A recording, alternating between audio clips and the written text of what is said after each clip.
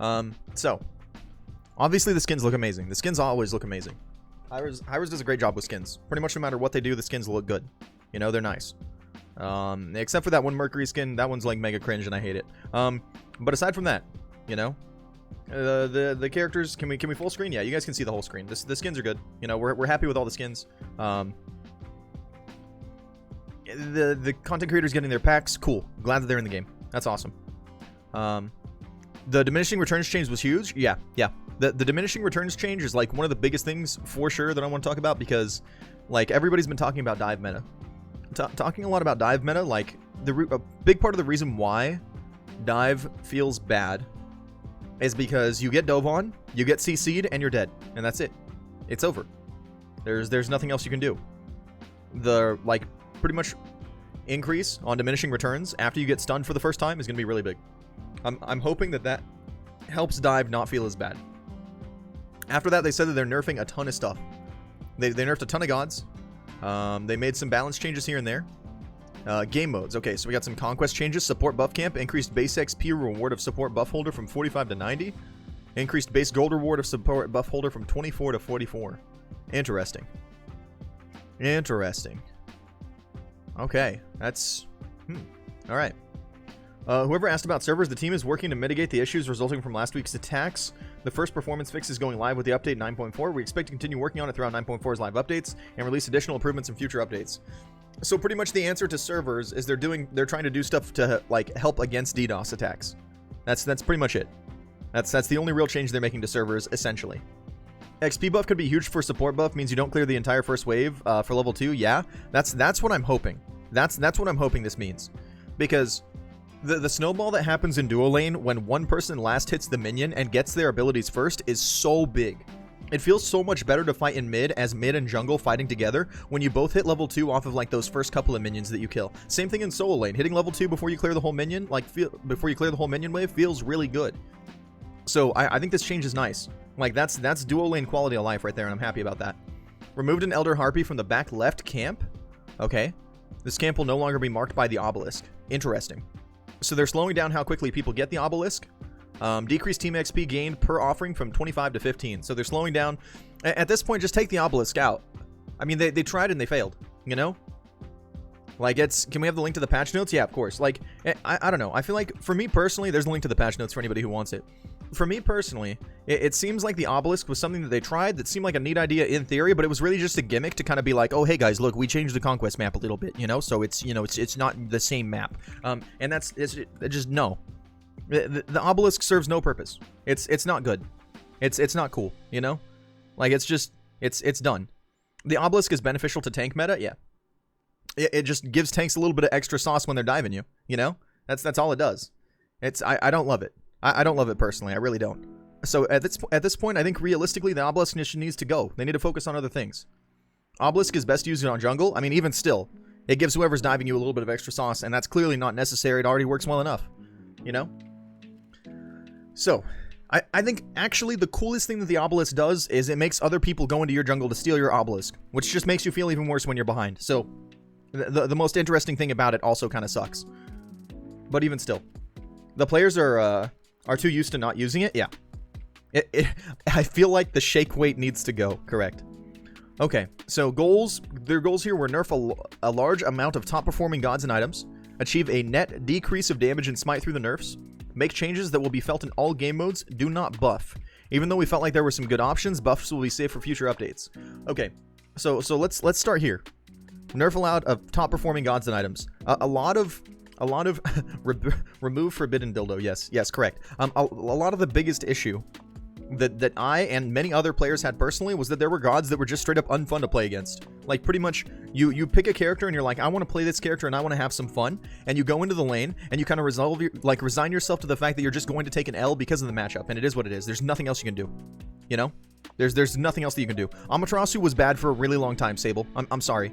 I say Amaterasu was terrible for such a long time. I appreciate the fact that they didn't nerf her immediately. Also, I don't think that Amaterasu is as easy to play as a character like Bellona, and I don't think that she should be prioritized as heavily for nerf as Bellona was. I think that's fine. Amaterasu is a really good god right now and strong in the current meta because basic attackers are strong. I think it's okay that she didn't catch a nerf yet. We'll see a lot more people playing her now that Bellona's gotten a slight nerf, but even still, Amaterasu has been bad for such a long time. It's fine. Let her have her moment in the sun, you know? Whenever they buff Opwash next, Opwash is probably going to be disgusting for like 2 patches before he gets a nerf. So, realistically, things come and go, and that's okay. The biggest issue that I struggle with is characters like Gilgamesh, characters like Agni, like Thoth, you know, Medusa, being as broken for as long as they were with no changes. And that's what they tried to target here. And I appreciate that. I think that's good. Achilles, yeah, Achilles, exactly, yeah. I never play Achilles, so that one I forgot about. Achilles has been a staple in the meta for a really long time, you know? I like the direction that they're going with this because after playing Predecessor and feeling how much slower the early game was and how much less snowbally the early game was, like, realistically, the weekend that I played Predecessor, you could die 2 times in the early game and still come back late if you were paying attention. If you were farming efficiently and playing carefully and playing safely, you could come back and do it, you know? Like, yeah, Shiva for sure included in that list. Like, in Smite, if you got punished out of the early game, your odds of coming back are probably like 10% realistically. Like genuinely. Something came up, I'll be back later. Yo, have a good one, Max. Take it easy. I'm excited because Sun Wukong can come back into the meta. I'm excited because we'll actually see characters besides 2 mages picked in the mid lane. You know what I mean? Like, realistically, it's well, 3 Persephone. Cough, cough. It's pretty much been Agni, Thoth, Persephone is the mid lane meta right now. There are a couple of characters here and there that get picked up if those characters are banned, but realistically, that is the priority, you know?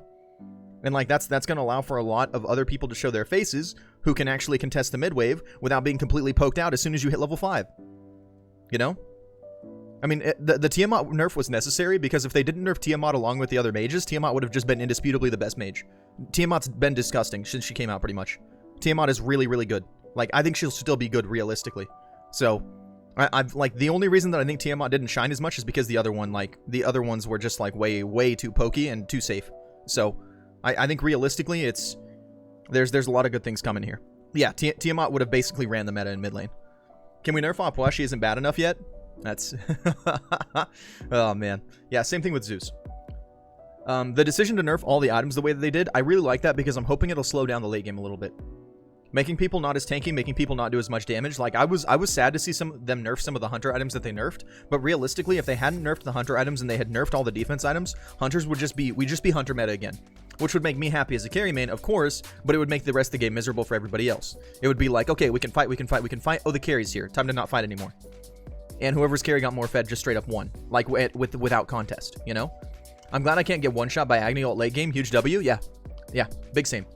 Thoth and Agni were oppressive. I played an assault game against Thoth, Agni, and Persephone with a relatively great team, and they won in under 7 minutes, pretty much. Yeah, believe me, as a hunter player, like, I don't want to see hunter nerfs happen, but if their goal is to overall balance the game and push it in a way that is a little bit slower so we can get these, like, gritty, you know, 30 to 50 minute matches that I think a lot of people honestly want, you know, so that we can have opportunities for people to be able to fight back from the snowball that happens in the early game, this is the direction I want to see the game go. So this way, when they buff people, it's not like they're buffing people just to catch up with all the other broken characters. They hit with a broad wave of nerfs. After the nerfs are here, it slows the game down enough that they can slowly buff up characters that have been struggling to keep up with all the skill bloat that happens and all the item adjustments that have happened over time and the way that the map has evolved, and be played. So, I'm hoping that this is a step in the right direction. I'm optimistic. The things that make me the most sad about this, realistically, is like, I haven't seen any pushes in a big way to improve the way that esports work, to improve their marketing, to improve their servers, or to improve their matchmaking. They are completely silent on all 4 of those fronts. And if we want to see the game grow to a point where we can have a healthy player base enough that we're not playing against the same 5 people every single game that we play, if we want to, God forbid, we want to play off hours, you know, like, then we're kind of sunk. I'm worried about the Erlang rework since his shield gets bigger with his defense items. Well, they want him to be more of a solo laner. I think he's going to be overtuned when he releases, but after that, I mean, they'll balance it down and he'll be in a better place overall. Big disagree, the whole game is balanced around esports, but the esports isn't interesting. Even if it's balanced around esports, it's not interesting. It doesn't bring in new viewers. That's what I'm talking about. That's my issue with esports. Like balance is 50-50, realistically, and every single person's going to be unhappy with balance no matter what you do. You can't please everybody. I'm saying as far as bringing new people to the game and drumming up interest in, you know, most casual entertainers in specifically the esports scene of Smite, it is not interesting. The salaries and the structure do not produce high quality competition. Agreed. There is no incentive for most people to grind to try to get into the SPL realistically. Because you're looking at probably 1 to 3 years of grinding in the SCC to maybe get a chance to get in. You know? It sucks. It sucks. And then it's the same teams all year long. Like you said, the regular season doesn't matter, you know? And then it's Worlds. And it's neat, but like there's no actual interesting like tournament scene that's happening for Smite. That's it. So, realistically, as somebody who watches a lot of other esports, you know, I mean, I watch Super Smash Brothers tournaments every single weekend. Do you know the coolest thing for me about watching Super Smash Brothers tournaments every single weekend? Is that some player, some 15-year-old kid from Mexico, okay, can come out of nowhere and absolutely blow up the entire scene and be considered one of the top 5 players in the world over the last year. That's what's happened in Super Smash Brothers. Let's say there's a kid named Spargo, okay, who's been absolutely just like lighting the scene on fire, and he's considered like a top 3 for sure. See, yeah. Axonix knows. Yeah. He's disgusting. He's absolutely insane. This kid really just popped off over the last year. You know what I mean? Like, I want to see stuff like that happening in Smite. There's no story. There's no interest. Cloud is super lame. I don't like his character choices.